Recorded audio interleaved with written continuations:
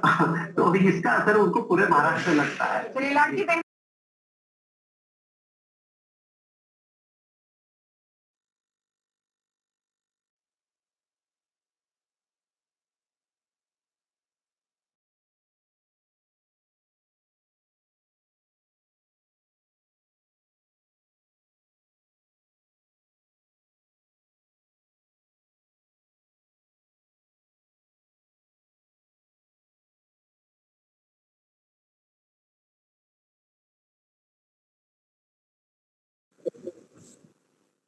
नमस्ते।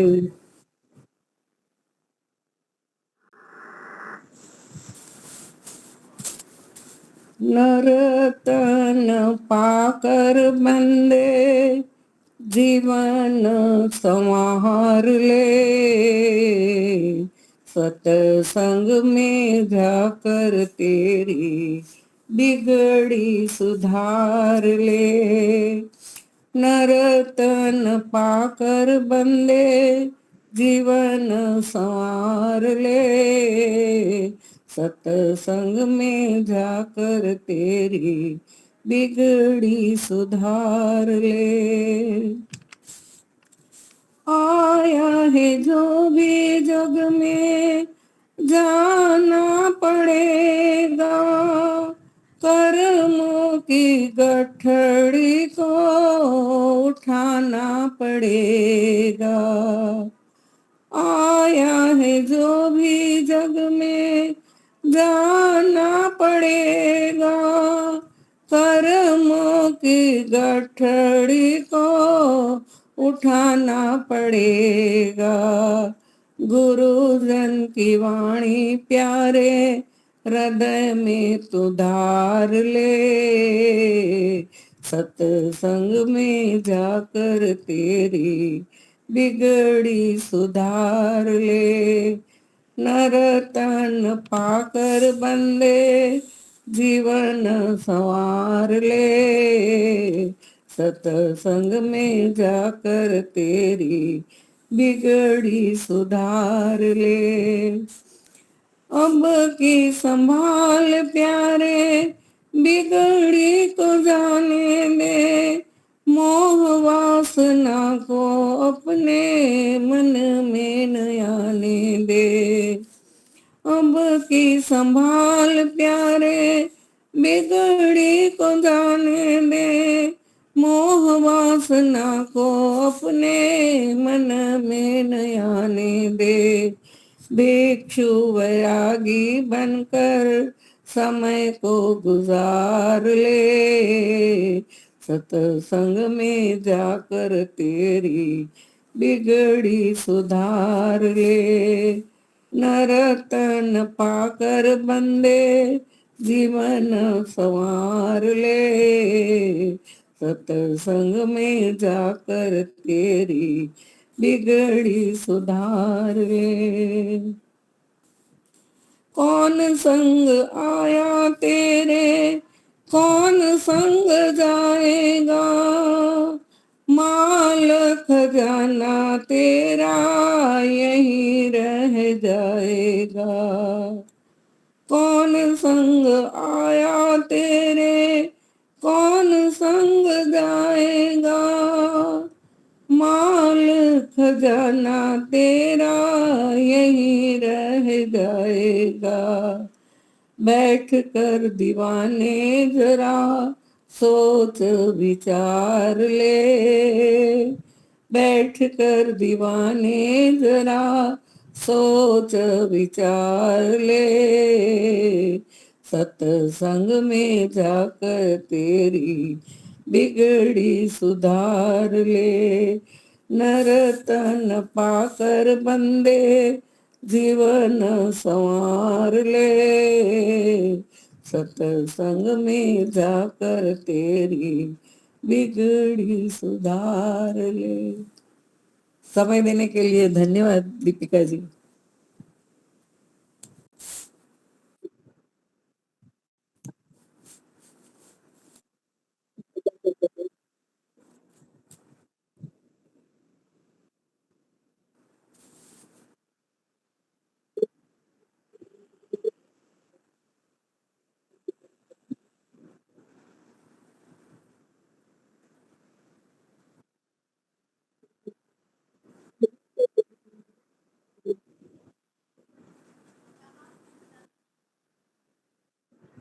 हाँ जी, मैं बोलूं?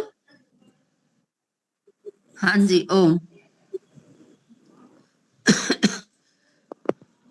दाता कहीं ना आप सा, सारे जहान में दाता कहीं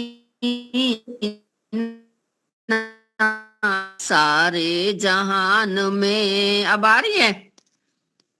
पाताल में नहीं न कहीं आसमान में दाता कहीं ना आप सा, सारे जहान में तेरा न रंग रूप कोई ना शरीर है, तेरा न रंग रूप कोई ना शरीर है, कैसी विडंबना है तेरे परिचय मिला तो मिला बेनिशान में, परिचय सदा मिला तो मिला बेनिशान में, पाताल में नहीं न कहीं आसमान में, कहते हैं सब समीप तुझे फिर भी दूर है, कहते हैं सब समीप तुझे फिर भी दूर है, कैसी विडंबना है तेरे आन बान में, कैसी विडंबना है तेरे आन बान में, मैं नहीं न कहीं आसमान में, सारी उम्र तलाश किया भटके दर बदर, सारी उम्र तलाश किया भटके दर बदर, दर्शन अगर हुए तो हुए योग ध्यान में, दर्शन अगर हुए तो हुए योग ध्यान में, पाताल में नहीं न कहीं आसमान में, दुनिया में हो अमीर कोई या गरीब हो, दुनिया में हो अमीर या कोई गरीब हो, हर एक बैठता है तेरे इम्तिहान में, हर एक बैठता है तेरे इम्तिहान में, दाता कहीं ना आप सा, सारे जहान में, एक दिल में एक आम।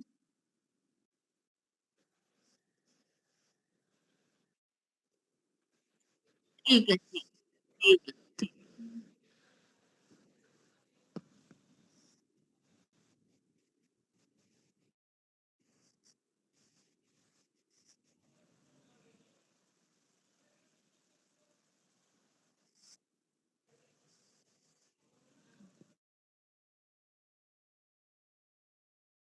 हाँ, तो मेरी मोबाइल तो फिर स्टैंड से मुझे निकालना पड़ेगा।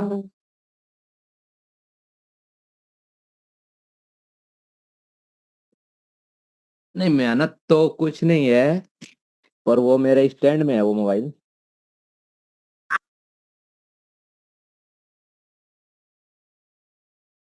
एंड करके सीधा करना है ना, तो फिर मुझे ऐसा करना पड़ेगा। एक मिनट मैं करता हूँ, जुगाड़ बनाता हूँ।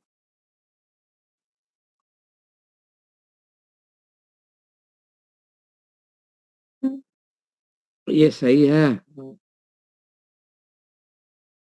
एक मिनट में बैठ दीजिए।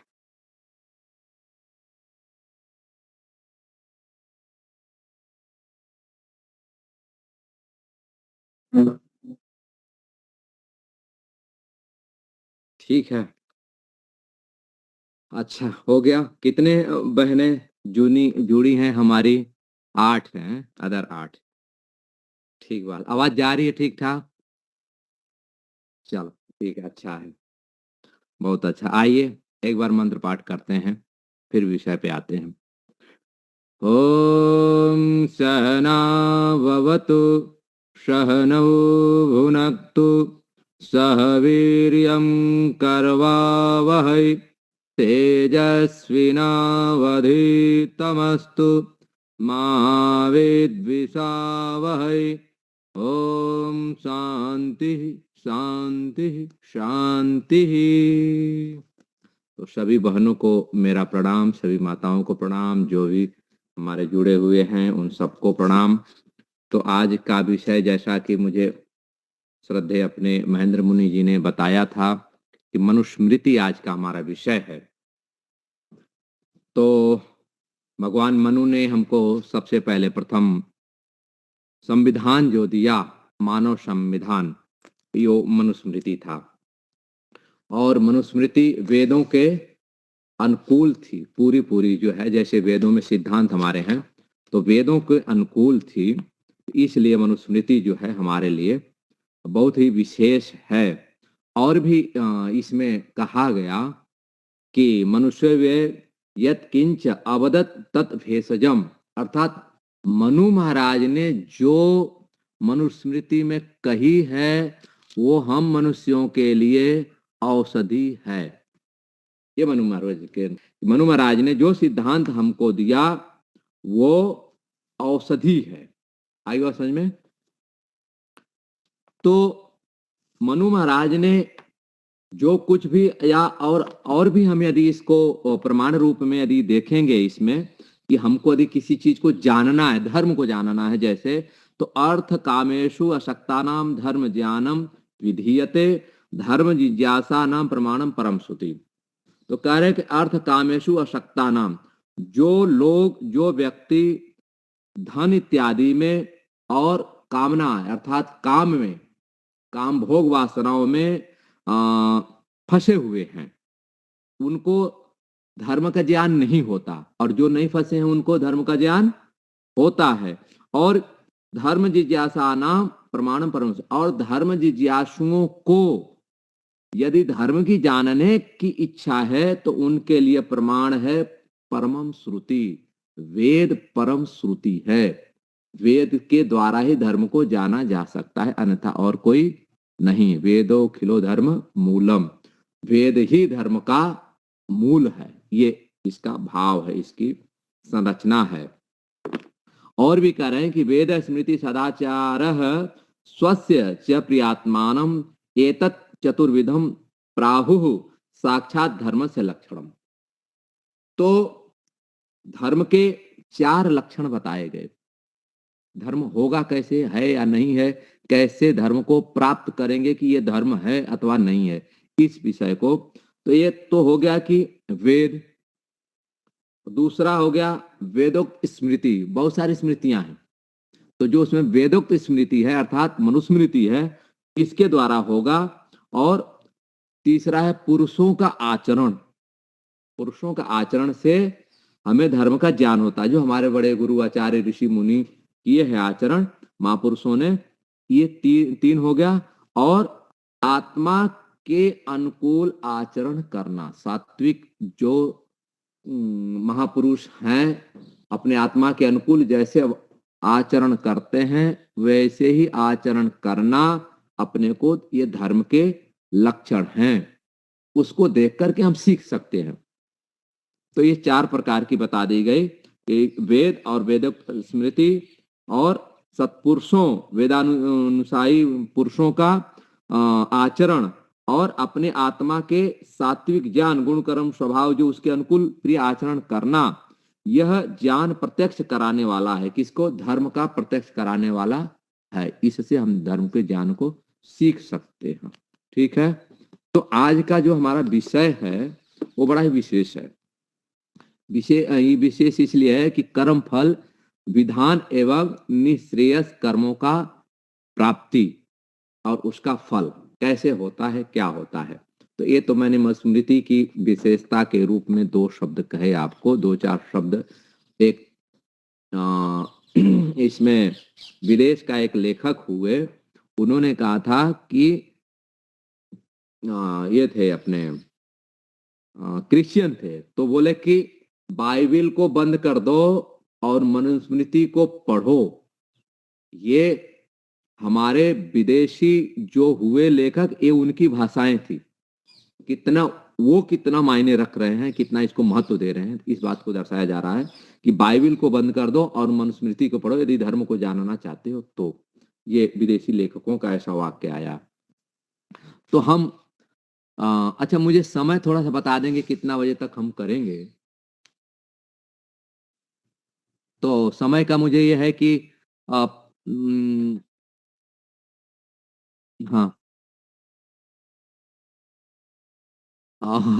मैं तो सोचा, चूंकि मुझे तो मेरा फिर हवन है, तो मुझे जाना पड़ेगा। 5 के लगभग करेंगे समापन, 5 के लगभग। हाँ तो हाँ, कोई बात नहीं, चलेंगे 5 के लगभग हम कर लेंगे, इसीलिए समय। तो कर्म फल विधान और उसका प्रयोजन और सिद्धांत पे हम चर्चा कर रहे हैं। तो ये मनु महाराज ने लिखा कि शुभाशुभम फलम कर्मम मनो वाक देह संभवम कर्मजा गतयो हो निर्णाम उत्तमाम अधमम मध्यमा। तो मनु महाराज ने ये बड़ा भाव से, बड़े विचार से जो कुछ भी लिखा कि औषधि के समान है। तो कह रहे हैं कि कर्म कितने प्रकार से किए जाते हैं इसके संबंध में, कि मन वचन और शरीर से किए जाने वाले कर्म शुभ और अशुभ फल देने वाले होते हैं। 3 तरीके से हम कर्म करेंगे, मन से करेंगे, शरीर से करेंगे और वाणी से करेंगे। ये उन कर्मों के अनुसार मनुष्यों की 3 गतियां होती, उत्तम, मध्यम और निष्कृष्ट, अधम जिसको कहा गया है इसमें। ये 3 प्रकार, तो हम 3 प्रकार से तो कर्म करेंगे। हमारे पास 3 साधन है कि मन से कर्म करेंगे, वाणी से कर्म करेंगे और शरीर से कर्म करेंगे, और उनकी एक की 3-3 गति होगी। और वैसे योग दर्शन में आया कि 81 प्रकार की हिंसा होती है, तो इसे कैटेगरी करेंगे तो ये भी बहुत बड़ा हो जाएगा, लेकिन मोटा मोटा भी ग्रुप बताया जा रहा है इसमें। तो ये जन्म की 3 गतियां होती हैं, क्योंकि हम जन्म प्राप्त करके कैसे जाएंगे, कहाँ जाएंगे, ये सब सारी चीज, क्योंकि कर्म के ही आधार पे ही तो हमारा जन्म निश्चित है। तो कम से कम मानव जीवन तो बचाएं, नहीं तो मानव जीवन भी नहीं मिलेगा। तो इसलिए कह रहे हैं कि ये उत्तम, मध्यम और अधम, ये 3 प्रकार की गतियां हमारे इन कर्मों का होगी। अच्छा, और कह रहे हैं कि तस्य त्रिविधस्य आदि अधिष्ठानम अस्य देहिन 10 लक्षणम युक्तस्य मनोः विज्ञात प्रवर्तकम। कह रहे हैं कि इस विषय में मनुष्य को, मन को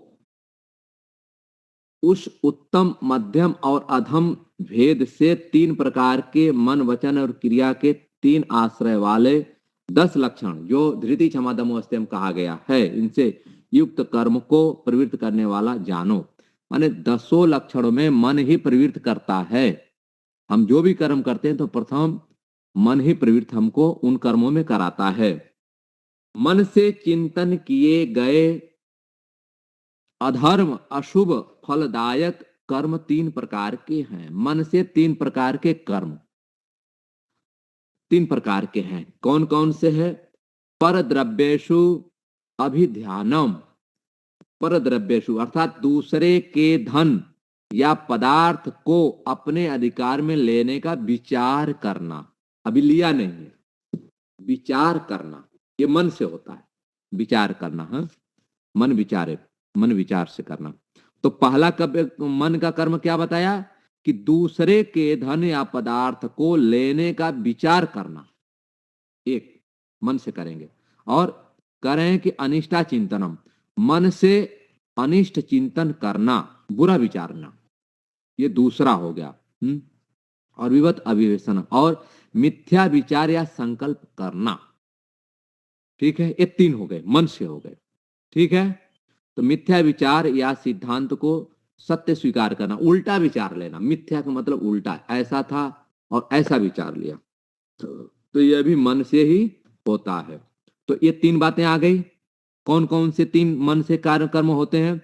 कि दूसरे के धन को अपने अधिकार में लेने की इच्छा करना, दूसरा मन में किसी का बुरा करने के लिए सोचना, और तीसरा मिथ्या संकल्प करना अर्थात उल्टा सोच लेना। कितने हो गए? 3 हो गए। अब आइए वाणी से। वाणी से कितने कर्म होते हैं? वाणी से 4 कर्म होता है। वाणी के अधर्म, अशुभ, फलदायक कर्म 4 प्रकार के हैं। 4 प्रकार के कौन कौन से? पारुष्यम, पारुष्यम का मतलब है कठोर बोलना, कठोर वचन बोलना और बोल करके किसी को कष्ट देना, और अनृतम, झूठ बोलना, और पेशून्यम, पेशून्यम का मतलब होता है किसी की किसी भी प्रकार की चुगली इत्यादि करना, चुगली इत्यादि करना। और चौथा है अशब्द प्रलाप करना, अर्थात किसी पर मिथ्या लांछन, बुराई लगाना, या उलूल जुलूल, 2 लोग बात कर रहे हैं उसमें जाके घुस जाना। ये 4 कर्म हो गए। तो 3 हो गए मन से और 4 हो गए वाणी से, ठीक है। 4 फिर से दोहरा देता हूं। वाणी के कौन कौन से हैं? पहला है कठोर बोलना, दूसरा है झूठ बोलना, तीसरा है किसी की प्रकार की चुगली निंदा करना, और चौथा है कि मिथ्या लांछन लगाना, बुराई करना, उलूल जुलूल बोलना, व्यर्थ की बोलना। ये 4 प्रकार के, ठीक हो गया। तो 3 मन से और 4 वाणी से, ठीक है, 7 हो गए। अब आइए ऋषि का वाक्य थोड़ा पढ़ लेते हैं। ऋषि का अर्थ लिखते हैं महर्षि दयानंद कि वाचिक अधर्म 4 हैं, अर्थात वाणी से बोलने वाले 4 हैं। पारुष्य अर्थात कठोर भाषण, सब समय सब ठौर मृदु भाषण करना यह मनुष्यों को उचित है। किसी अंधे मनुष्य को ओ अंधे ऐसा कहकर पुकारना निसंदेह सत्य है, परंतु कठोर भाषण होने के कारण अधर्म है, अधर्म है। अंधे को अंधा कहना अधर्म है। देखिए कितनी सूक्ष्म बातें हैं, विशेष बातें हैं। मनुष्यों के उचित है कि किसी को अंधे मनुष्य को ओ अंधे ऐसा पुकारना निसंदेह सत्य है, परंतु कठोर भाषण होने के कारण अधर्म है। अनृत भाषण अर्थात झूठ बोलना, पैशून्य अर्थात चुगली करना, असंबद्ध प्रलाप अर्थात जानबूझकर बात को उड़ाना, जानबूझ करके। ये पूरा प्रवचन में महर्षि दयानंद ने कहा था, ठीक है। अब जाइए, अब शरीर से देखते हैं कितने प्रकार के। शरीर से आता है, शरीर से 3 प्रकार के। शरीर से किए जाने वाले अशुभ या अधर्म फलदायक कर्म 3 प्रकार के माने गए हैं। पहला है किसी के धन या पदार्थों को स्वामी के दिए बिना उठा लेना, चोरी कर लेना, डकैती कर लेना या रिश्वत लेना, ये अधर्म के रूप में ग्रहण हो जाता है। तो शरीर से पहला कौन सा हो गया? चोरी करना। और दूसरा करें शास्त्र द्वारा कर्तव्य के रूप में विहित हिंसाओं के अतिरिक्त हिंसा करना। शास्त्र में जो विहित है उसके अलावा भी हिंसा करना, जैसे युद्ध में शत्रु हिंसा करना, आतताई की हिंसा आदि आदि, या हिंस्र पशु की हिंसा जो हिंसक है इसका। और परदारा उपसेवा अर्थात दूसरे की स्त्री के साथ में गलत व्यवहार करना, ये 3 प्रकार की शरीर से हो गई। कौन सा? अधर्म। शरीर से 3 प्रकार के अधर्म हो गया। तो सब मिला के कितने हो गए? अब 10 हो गए, ठीक है। मन से 3, वाणी से 4 और शरीर से 3, ये अधर्म होते हैं। इसी तरह से धर्म भी होता है कि मन से 3 धर्म होते हैं, वाणी से 4 धर्म होते हैं और शरीर से भी 3 धर्म होती है। अभी हम विषय अधर्म की बात कर रहे हैं, उस पे आएंगे और अभी और आगे बढ़ते हैं, नहीं तो विषयांतर हो जाएंगे। अब कह रहे हैं कि यह जीव मन से जिस शुभ व अशुभ कर्म को करता है उसको मन से वाणी से किए को वाणी से, शरीर से किए शरीर से और कर्म फल के रूप में सुख और दुख भोगता है। अच्छा करेगा मन और वाणी शरीर से तो अच्छा फल मिलेगा, सुख मिलेगा, और गलत कर्म किया, पाप कर्म किया तो उसका फल दुख मिलेगा। ठीक है, आइए और भी इसमें विषय हैं। किसी ने ऐसा भी कहा है कि जो लोग शरीर से चोरी, पर स्त्री गमन और श्रेष्ठों को मार इत्यादि दुष्ट कर्म करता है, उसको पर जन्म में वृक्ष इत्यादि अस्थावर का जन्म मिलता है। जो ये पेड़ अपने मिले हैं ना, ये लोग कभी न कभी के दुराताई थे, शरीर से गलत कर्म किए थे, इसलिए ये पेड़ बने हैं। कसाई होता है, काटता है वो। अब आप देखेंगे ना, कसाई जो होते हैं, पशु खरीदने जाता है, बकरा खरीदने जाता है, तो उसको उसमें आत्मा दिखाई नहीं देती है। इतना उसका आत्म ज्ञान न्यून होता है, वो उसका वजन दिखता है। उसको पहले कसाई को उसका वजन दिखाई देती है, उसमें उसका आत्मा नहीं दिखती है। क्यों? क्योंकि उसकी आत्मा उस कसाई की इतना मर चुकी है, इतनी अधर्म में डूब चुकी है कि अब ऐसे लोग मरेंगे तो क्या बनेंगे। जीव को जीव नहीं दिखाई दे रहा है, उसको मांस दिखाई दे रहा है। केवल जैसे गिद्ध होता है, वो जीव जंतुओं को देखता है तो वो ये दिखते रहता है, इसी तरह से। तो ऐसे लोग मर करके क्या बनेंगे? वृक्ष बनेंगे।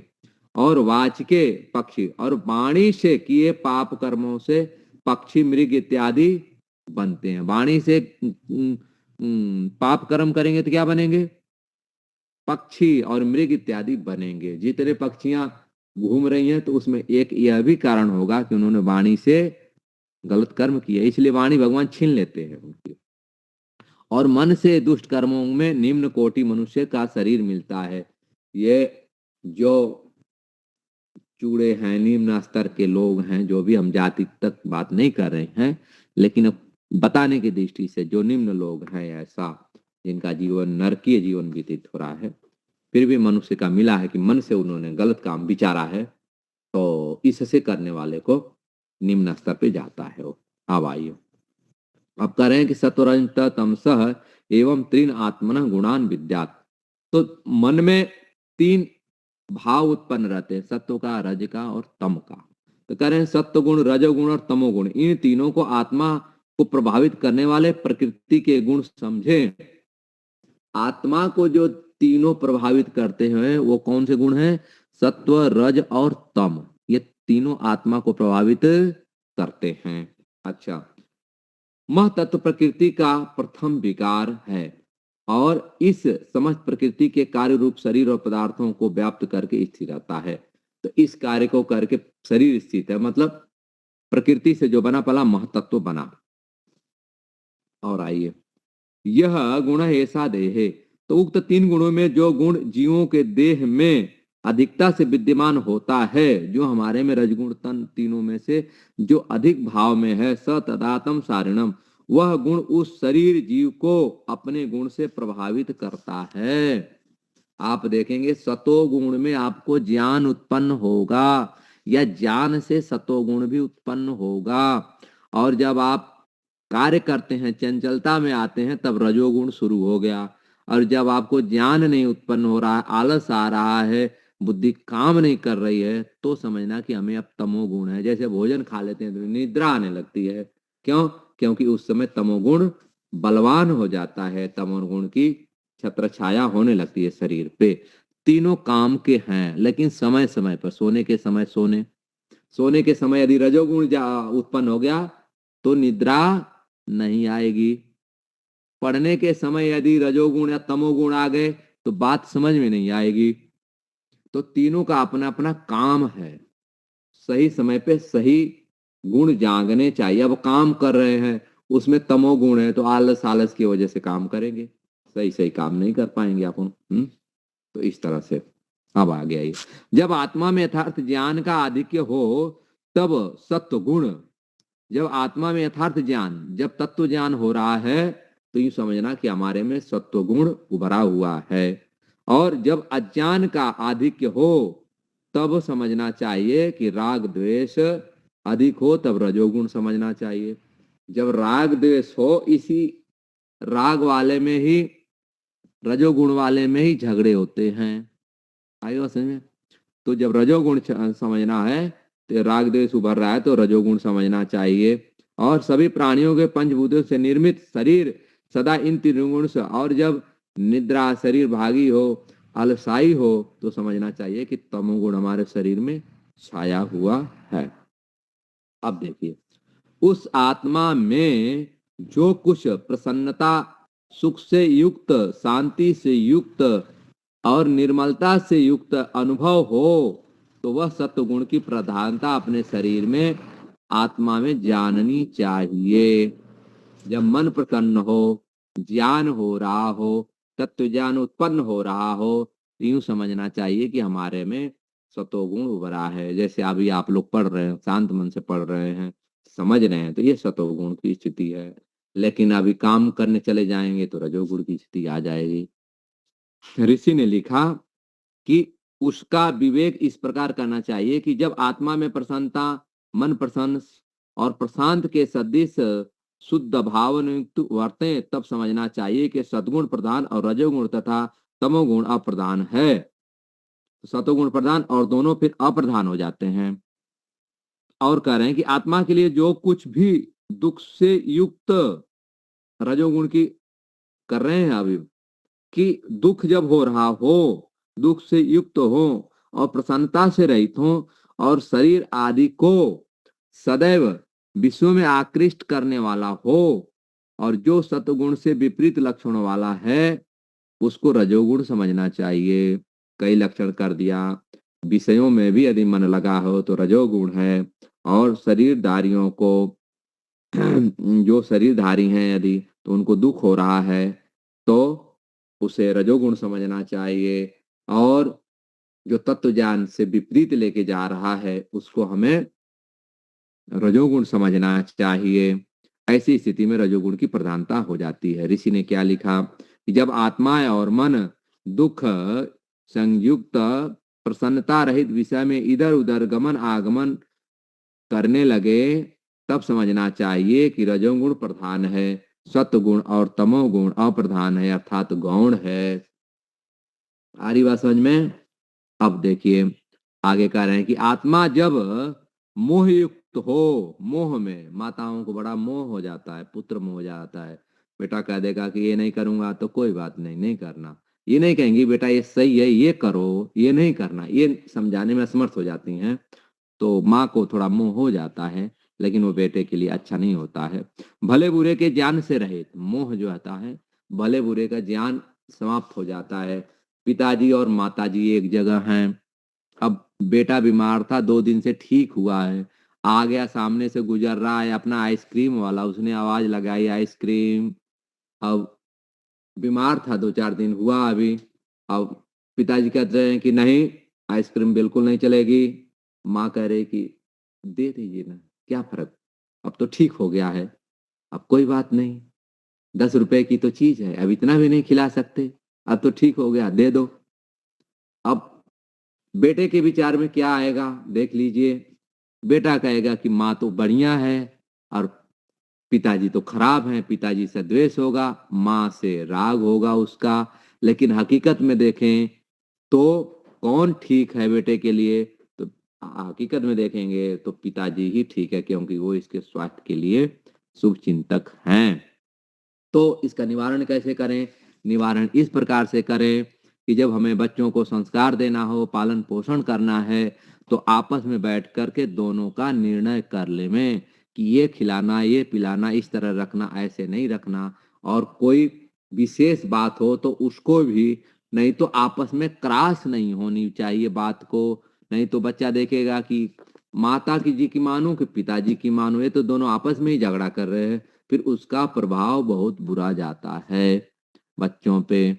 अभी एक लोग आए थे आश्रम में, बहुत अच्छे परिवार था, लेकिन माता पिता में पटता नहीं था। बेटी 12वीं कर रही है, अब वो बेटी को डिप्रेशन हो जाता है।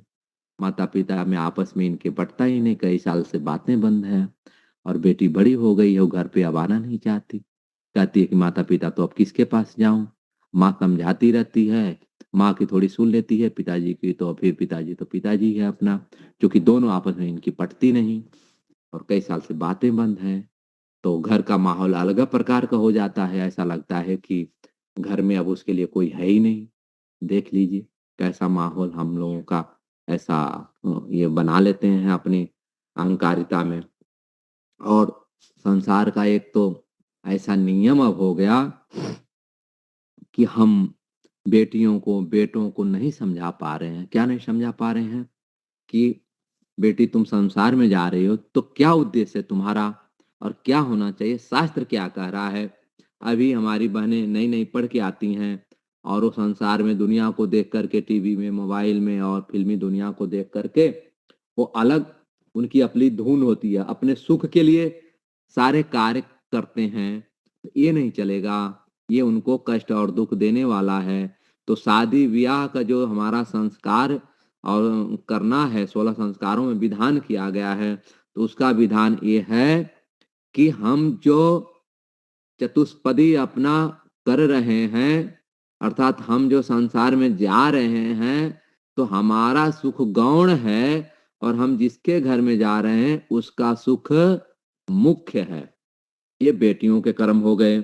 अब बेटों का कर्म क्या है कि भाई ये आई है हमको पा करके तो हमारा सुख गौण है, इसका सुख मुख्य है।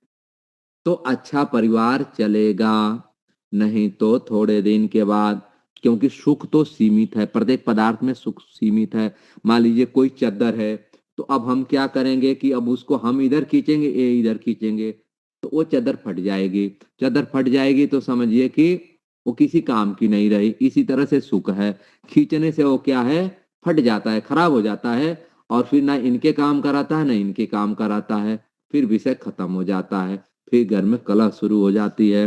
तो इसलिए ऐसे कार्यों से हमको बचना चाहिए। और ये है कि दूसरा कि हमारे घर में जो भी बहन आई है तो पति देव का ये कार्य है कि उसके दो शब्द अच्छे ही कहें कि हे भाग्यवान यदि तुम नहीं आती तो ये घर वीरान हो जाता, इस घर को कौन संभालता। और जो स्त्री है तो उनका भी दायित्व ये है कि आप दो शब्द अच्छे कहें कि प्रभु यदि आप नहीं मिलते तो हमारी दुनिया तो ऐसे वीरान हो जाती, आप मिले तो हमें सुख शांति है। तो एक दूसरे को बढ़ावें, एक दूसरे से स्नेह बढ़ेगा, प्रशंसा करने से स्नेह बढ़ता है। आप धर्मपत्नी जी भोजन बनाई तो भोजन भले थोड़ी से ये हो लेकिन दो शब्द अच्छा ही कहें कि भाई ऐसा बहुत अच्छा भोजन बनाया, परंतु अगर उसमें कुछ सुझाव देना हो तो ऐसा कहें कि यदि आपने इस तरह किया ना, थोड़ा सा और इसमें ऐसे कर देते तो और बढ़िया हो जाता। अगर आप ऐसे कर देंगे, ये तो किसी काम का नहीं बना, ये तो व्यर्थ कर दिया। अब बेचारी ने इतने बना मन से बनाए थे और थोड़ा सा बिगड़ गया तो आपने पूरा एकदम खत्म कर दिया। तो हमें ऐसी भाषा नहीं बोलनी है। तो ये शरीर और मन के सारे कार्य हैं। और पति देव ने भी कहीं कुछ लेके आए, सामान लेके आए, वस्त्र लेके आए, तो वो कहें ओहो आपने तो बहुत अच्छा ला दिया, ये तो बहुत बढ़िया है, बहुत सुंदर है, और इसमें थोड़ा सा इसमें और इसमें हल्का सा लाल कलर होता ना तो ये और अच्छा हो जाता था।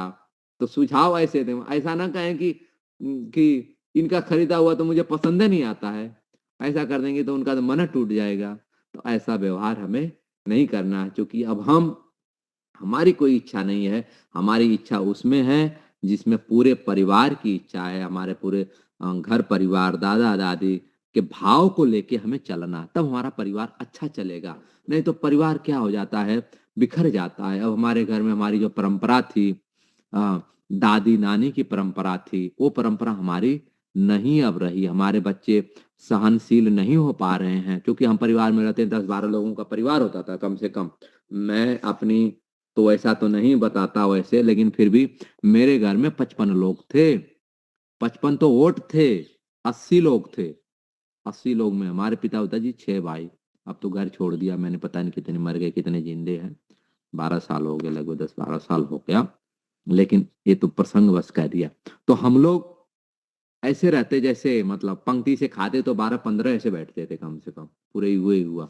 तो 10-15 तो हम युवा ही हुआ थे सारे, चाचा के लड़के सब, ये सब सारी चीजें। तो कहने का मतलब ये है कि अब तो आजकल सिर्फ ये है कि रोटियां बहनें नहीं बना रहे, ना सास के लिए न ऐसा बड़ा है। फिर भी हरियाणा अपने गुजरात में तो बहुत अच्छा है। अभी मैंने संयुक्त परिवार भी देखे हैं बहुत सारा, कहीं कहीं बिगड़ रहा है। तो हमें बना के रखना है। और बेटियों को तो इतना सुंदर, इतना बढ़िया बनाना है कि उसके हाथ की कला, प्रथम कला है भोजन।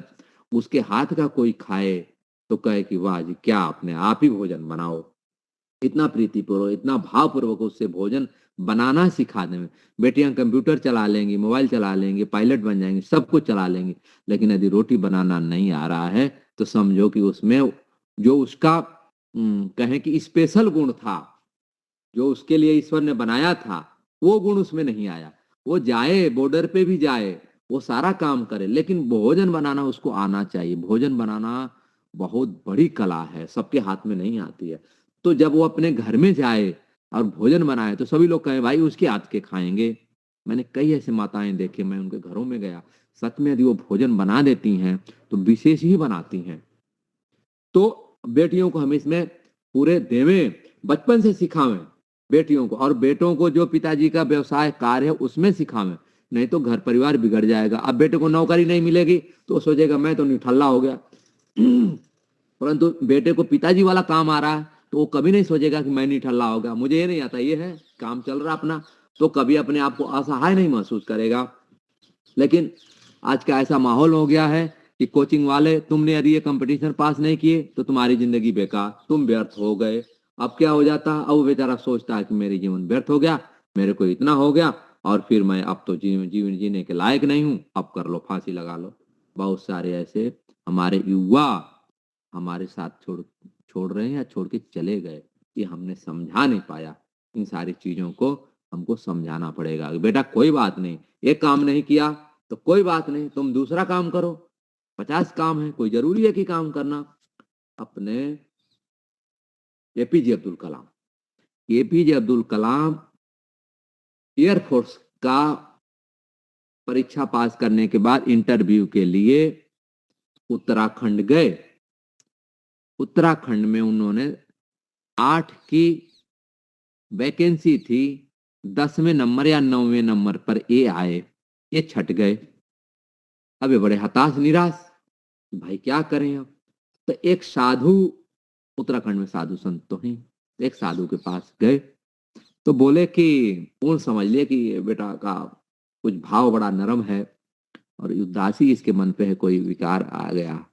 तो उस संत ने कहा, ये आप उनके जीवनी में लिखते हैं, एपीजे अब्दुल कलाम अपनी जीवनी में लिखा है, आप लोग भी पढ़ लीजिएगा, कि बेटा नियति ये नहीं चाहती कि तुम पायलट बनो, नियति तुम्हें कुछ और चाहती है और तुम वही बनो।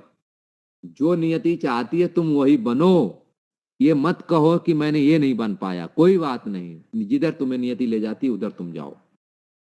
ये बात तो उनको उस समय उतनी समझ में नहीं आई। फिर थोड़ी देर का डीआरडीओ में वो निकला वैकेंसी और वो जाए गए और फिर देखो मिसाइल मैन बने, भारत को परमाणु हस्ती का बनाया, वो परमाणु जो बम का वो भारत को परमाणु से संपन्न करा दिया और राष्ट्रपति बने।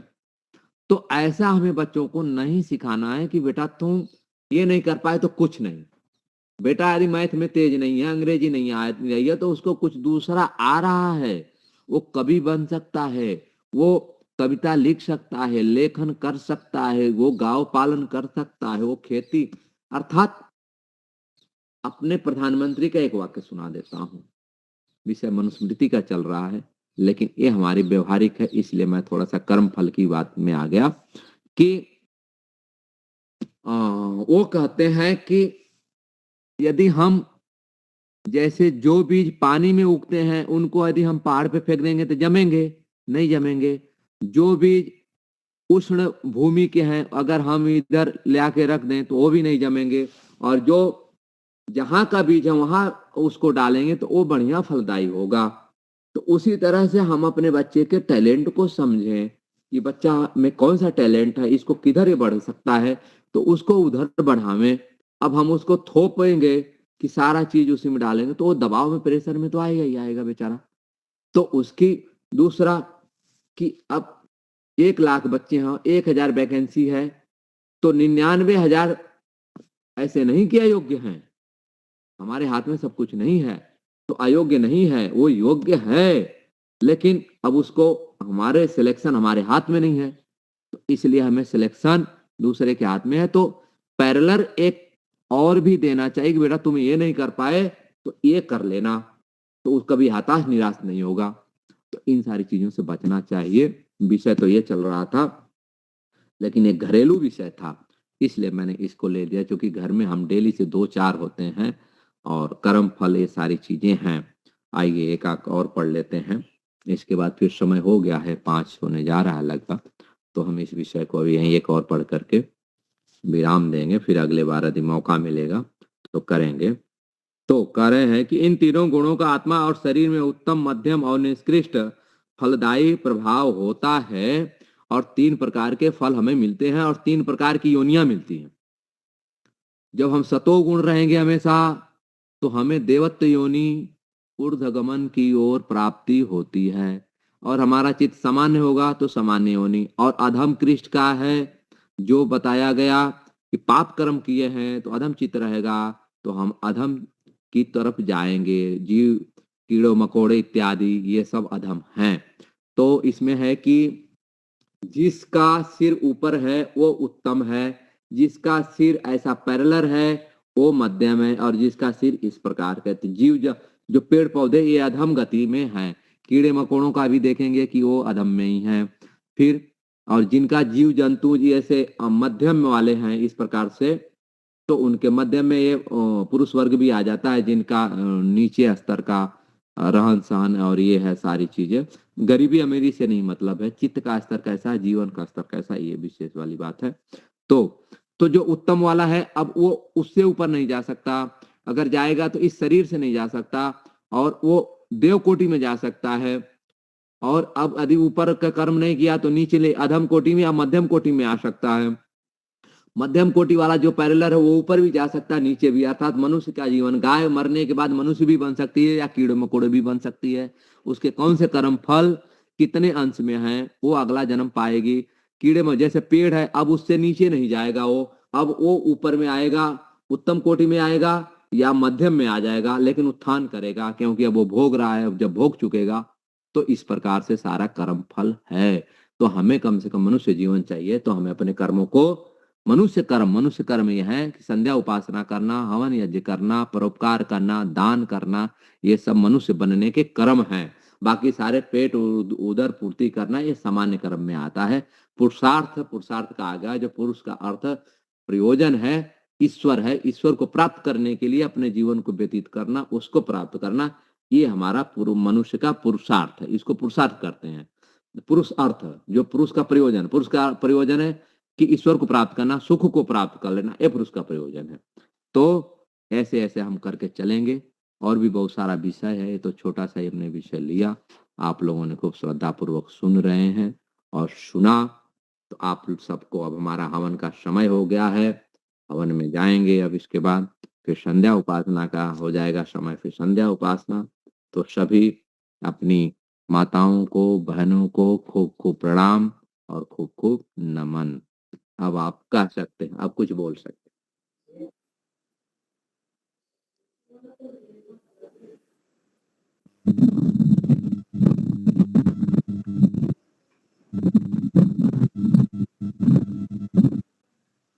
तो आपका तो नाम मैं जानता हूँ, आपका फोन नंबर भी है हमारे पास, दीपालिका बहन जी, और लोगों को तो मैं जानता नहीं। ये माता जी तो आए थे, आप तो ये माता जी तो आए थे यहाँ पे हैं।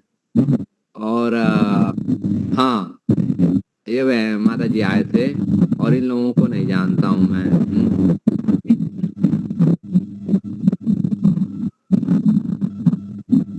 कोई बात नहीं, चलो ठीक है, जैसा जो भी। हाँ, ये महाशय जी, हाँ, अरे भी माता जी सारे लोग हैं। बहुत अच्छे, बहुत अच्छे, बहुत अच्छी बात है। सारे लोगों को खूब खूब है अपना है। और हाँ, शंकर भाई जी भी और ऐसा ही माता जी भी। ठीक है फिर, हाँ, बहुत बहुत धन्यवाद। आप लोग जुड़े, फिर कभी मौका मिलेगा मुनि जी का जैसा आदेश होगा वैसा करेंगे। अभी प्रचार कार्य भी चलता है, इधर उधर बहुत सारे काम रहता है, तो उन्होंने आज बताया था, मैं बोला बिल्कुल आज समय है, कर लेंगे। तो ठीक है, आप लोग जुड़े, अच्छा लगा, धर्म चर्चा हुई, आप लोगों ने श्रद्धा भाव से सुना। तो प्रदीप जी भी आ गए हैं, अपने प्रदीप भाई जी भी यहाँ, और आपको भी प्रणाम और सबको प्रणाम है। तो बहुत अच्छा, धन्यवाद सबको, प्रणाम, योग कम, पुनः मिलेंगे। ठीक है, नमस्ते नमस्ते।